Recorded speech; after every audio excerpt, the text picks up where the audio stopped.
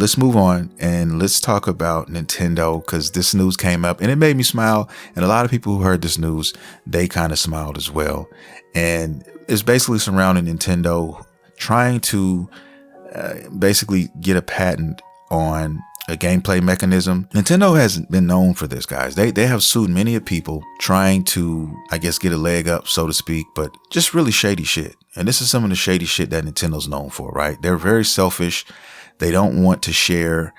And they think that, you know, if they create something, they think it's theirs. They own it.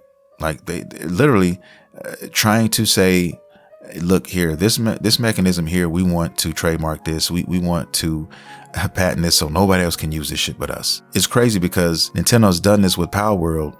And the funny thing is Nintendo has turned around and they're actually using things that Palworld actually came up with on their end. So they want to sue Palworld and then turn around and steal some of their shit and take some of their shit that they've used before and try to make some new shit. It's diabolical. Which is laughable at best. But like I said, I'm smiling because they tried to do this and it failed. Okay. They went to court and they said, yeah, look, we need this done. And court looked at the facts and he looked at all the paperwork and said, we're not doing this. You're not the first person to do this, and you won't be the last. And we're not going to let you do that, because that would set a precedent across all gaming, and not just gaming, just everybody might start doing this shit. Right. That's the beauty of making things, creating things. Everybody who we love, who I love personally as a creator, you know, any publisher that I love, you know, Square Enix, Squaresoft, game designers that I love, you know, they have all drawn their inspiration from somebody else who came before them. And if that person who came before them said, hey, I don't want anybody doing this way, I want to patent this, then guys, that would just suffocate the game and it would die out. You know what I'm saying? So it's just, to me, what I see is a greedy company trying to monopolize certain things, or at least at the very least trying to see what they can get away with. But it's good to know that they can't get away with something like this, because they've taken from other companies before them and, you know, put their Nintendo sticker on it. And what if everybody came back and sued them for things in the past that they've used and they might have considered, you know, somebody stealing from them? All right. And the only reason why, in my opinion, I think Nintendo did this is because they have got balls the size of grapefruits, and they think that they can just throw them on the table anytime they want. That's what they did. They tried and they got smacked into reality. Get the fuck out of my office. And hopefully they wake up from this and realize that you can't sue for everything. You're not gonna get it all. And let's keep it real. If you go back in history, Nintendo has also been sued. Okay. In 2008, Nintendo was ordered to pay $21 million to a company called Anescape, okay, for patent infringement. So they're not innocent here, guys. They're known out here in these digital streets. They love to pull out their own brand of butter, and they've used it on plenty of people, okay? So much so that they had to pay back 21 million, had to pay out of their own fucking pockets 21 million. So please don't get it twisted. Nintendo is out here snatching people's chains. Man, my grandmama gave me that chain. They're out here deboing everyone if they can. They're going to try it. Also, they lost another case against a Costa Rican supermarket, okay? And their supermarket is called Super Mario. So they actually tried to sue this company, this business, because they had the same name. Apparently, this name was here, this name has been around, and they weren't able to sue for that because, of course, it's Super Mario. And this is not the last time Nintendo is going to try this with somebody. It wasn't the first and it won't be the last time, okay? I just find it very funny that Nintendo has been rejected for, for monster catching mechanics. Okay, so they tried to basically say, look, this is ours. We don't want anybody else to have this. And they try to make it their own. Because what would happen is if they did get that patent, they could go back and sue all these other companies, guys, Digimon, all these people. They could probably have some sort of say in that. And that's why these people weren't stupid. They looked at all this stuff and said, no, this would shake up the game so bad. It would just bite us in the ass. And we're not going to participate in this. But Nintendo was so bold to even make this. The fact that they were so bold to try this says a lot about them. Okay. It does. It says a lot about them. They're not the same Nintendo they were 15 years ago, right? 10 years ago. They're not. Okay. That company that a lot of us fell in love with, they're not the same people. The same people aren't running it now, right? Times have changed. And now you have people who are running this and all they see is green. They don't care about players. And you're starting to see that more and more with these companies, with a lot of them. Microsoft is definitely up there. Okay. All these firings, all these layoffs. It's a dirty game out here in the gaming market, in the gaming division. And it's cutthroat out here, guys. And you gotta stay on your toes. You just got to. And this is just another iteration of what Nintendo is all about nowadays in the present day. So I chose not to purchase the Switch 2 because their business model right now, as it stands, is not something that I want to participate in, guys. They don't have anything to offer me right now. There's nothing that I personally have. Now, I'm not sitting here saying that you shouldn't buy a Switch 2. If that's your jam, do your thing. If you're a Super Nintendo fan, hey, do you. You're not going to stop those people from buying Nintendo. And as you can see, if you look at the numbers, the Switch 2 has been selling like hotcakes. Cannot deny that.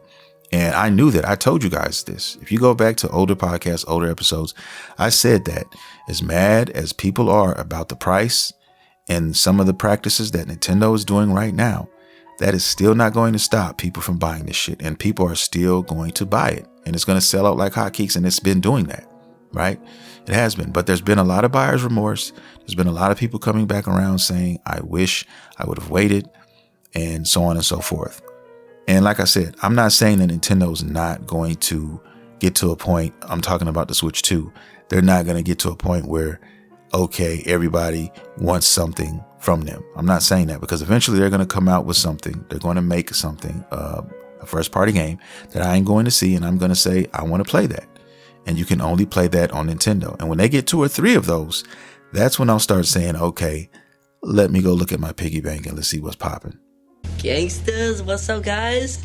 Right? You almost know, you can almost guarantee that there's going to be a Switch 2, some sort of Switch 2 Pro somewhere. It may be years from now. It may be 3-4 years from now, but it's coming.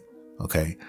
So I'm just personally waiting for Nintendo to come out with something that I want to play. Like, I don't really want to play anything right now that they have right now.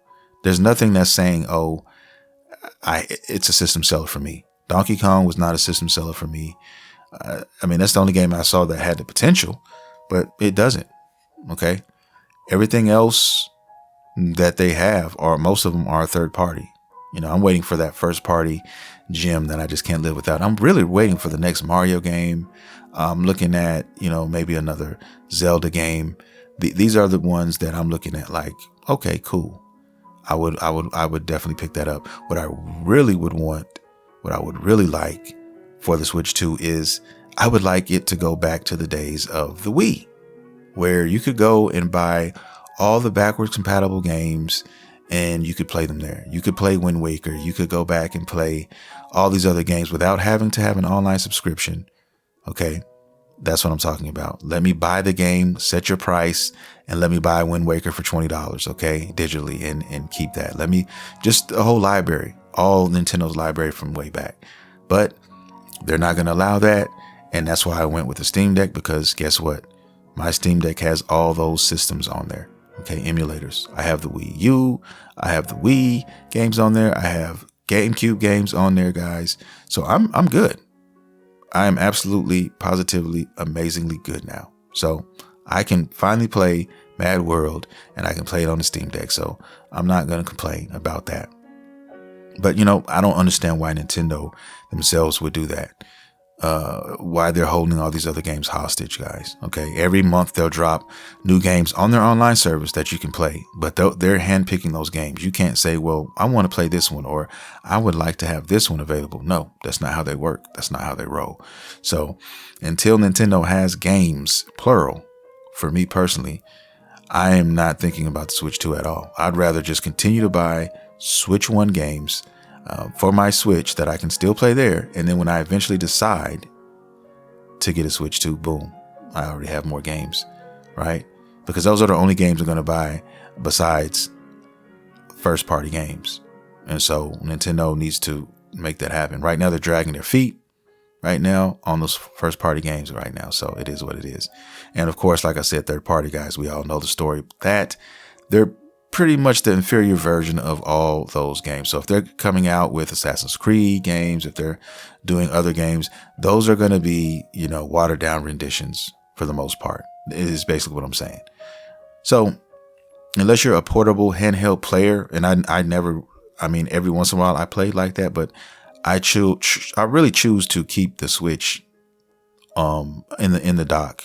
That's 90% of the time that I play the Switch is in dock mode. So that's just me, and a lot of people feel that same way. So if you're a portable player, that's something different. But it is what it is. With these games also, let's keep in mind that if you're going to play portable, guys, you're not going to have very much time. So you're probably going to have an adapter around you at some capacity, right? Because your shit's going to die.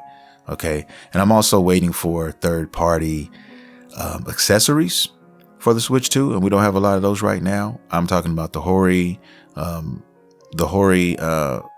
Joy-Cons, which I have for the Switch 1, which are amazing. I love those.